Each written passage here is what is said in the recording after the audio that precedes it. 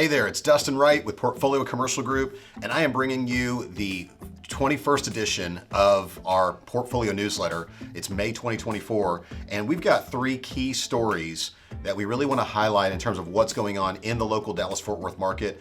That's kind of probably, again, all leads to new jobs, new growth, and ultimately new homeowners. The first thing we want to talk about is overall prices in terms of price increase. The average price for last year increased 3.5% in terms of home values. Now, what does that really mean? It really means that increase is right on track with the 60, 70-year trend that we've really had in the Dallas-Fort Worth Metroplex. Really, from 2020 to 2023, we've had abnormal appreciation, as we've all witnessed, in seeing what the values of homes were and how much they shot up. But the good news is we haven't seen this drop in terms of home values and prices. Now, that's good news if you're a seller, of course. If you're a buyer, not so great news. But what I think what's important to really stress about this particular story is that if you're a home buyer and you're in the active market, or you're working with a buyer in the active market, they should really be aware that this is the time to still buy.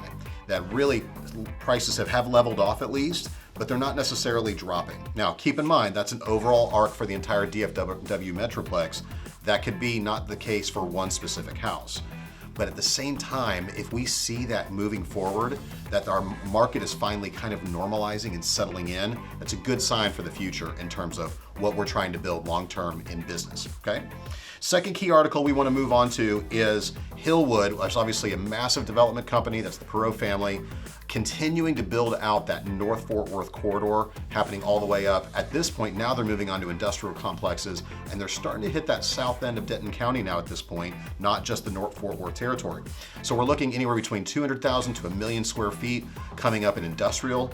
Why are they building all of that? Well, first off, it backs up to the BNSF Railway. That's the first thing. So what's the first clue on that? It's telling us logistics-based companies, large logistics. And again, Dallas-Fort Worth being prime in terms of centrally located in the entire United States for logistics companies sending trucks, rail, and then obviously with the Alliance Airport expansion as well, air freight as well going in and out of there. So watch for more of that industrial business. So what does that ultimately mean? Large logistics companies coming in, bringing in people, bringing in jobs. Ultimately, we're going to see a lot more housing developments continue to happen all along that corridor happening out there in the future.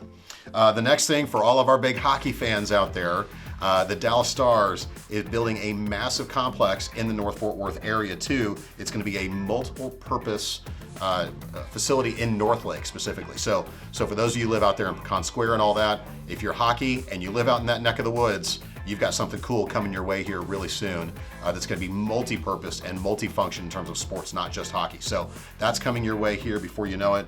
And then the last thing, which everyone's super excited about, I have to say I'm mainly excited about for the coffee, is HEB is again expanding.